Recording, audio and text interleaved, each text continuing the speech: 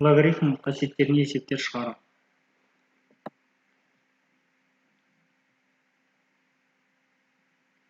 Бірінші мысалымыз мынандай болсын. Логарифм 5 негізде 50 қосылған логарифм 5 негізде 2-ден 1. Бұл қай қасиетке келеді? Бұл үшінші қасиетке келеді. Үшінші қасиет бойынша біз айтатын едік. Логарифм А негізде Б негізде N қосылған логарифм Б негізде N. Бұл бізде логарифм Б негізде N көбейтілген N болушы еді. Онда біздің жағдайда логарифм 5 50 көбейтілген 2-ден 1 болады. 50 мен 2-ден 1 қысқарады. Логарифм 5 негізде 25 шығады. Ал 25 дегеніміз ол логарифм 5 негізде 5-тің квадраты. Сонда ол 2 алдына түседі. Логарифм 5 негізде 5-пен қысқарады. Сонда одан 2 деген жауап шығады. Келесі есепті қарап көрейік. Бізде бірінші есеп болды. Екінші есеп. 3 негізде логарифм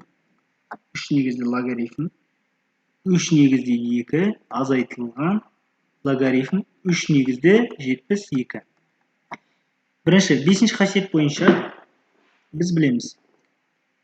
R негізде логарифм Б'дан X болсын. R-ді мұнда жіберуге болады дәрежесіне. Сонда логарифм Б негізде X-тің R дәрежесі. Біздің жағдайда не болады сонда? Сонда біз айтамыз. Логарифм 3-ті жіберем дәрежеге. 3 негізде 2-нің 3 дәрежесі азайтылған логарифм 3 негізде 72 болады. Енді қараңыз. Біз 4-ші қасиет бойынша, 5-ші қасиет бізде. 4-ші қасиет бойынша біз екеуін бөліп жазып алуға аралары бөлу болғанда логарифм Б негізде N азайтылған логарифм Б негізде M болған кезде біз екеуін бір-біріне бөлетін едік. Логарифм 3 N негізде Б N негізде бөлінген M. Бұнда біздің жағдайда болады логарифм 3 негізде 2-нің 3 дәрежесі бізде болды. 2-нің 3 дәрежесі 8 бөлінген 72. Енді 8 мен 72 қысқарады. Бізде логарифм ол 3 негізде 72 1-ден 9 қалады. Арғай жалғастырсақ ол логарифм 3 негізде 3-тің минус 2 дәрежесі болады. Минус 2 дәрежесін алдыға түсіреміз. Минус 2 логарифм 3-тен 3 ол бізде минус 2 деген шешім жауап шығады. Келесі есеп. Келесі есебіміз бұлай болсын. Логарифм 9 негізде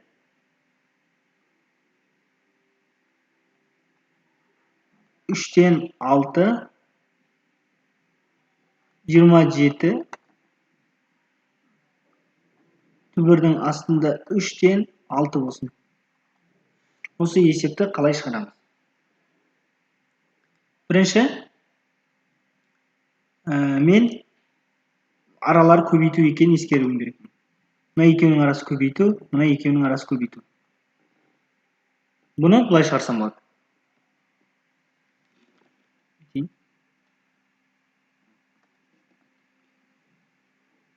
Логарифм, қайтадан берілген жазып алайын. Логарифм 9 негізде 6-ның 3 көбейтілген 27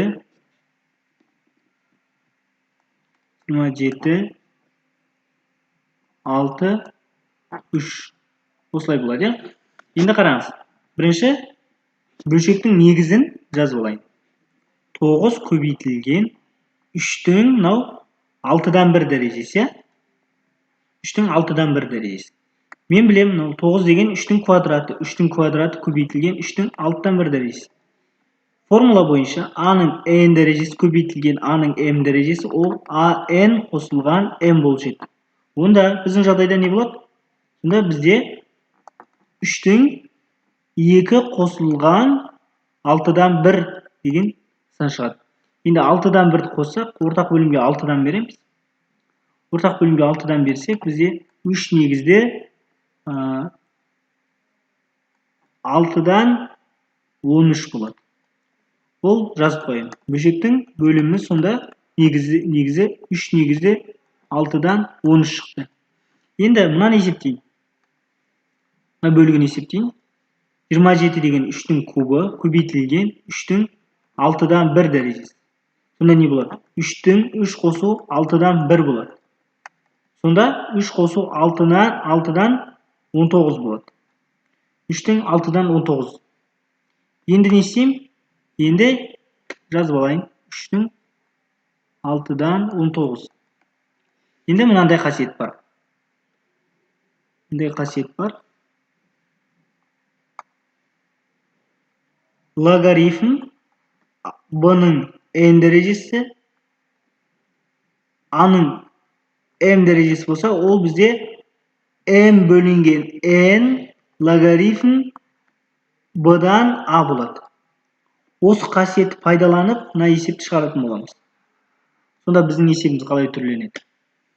Тең болады. Бірінші жазып алайын. 19 бөлінген 6 бізде m-ның орнында тұр. Бөлінген, жай бөлшек түрінде жазып алайын. 6 бөлінген 6-дан 13 көбейтілген логарифм 3-тен 3 болады. 3-тен 3 1 болады, менде 3 пен 3 1 болады.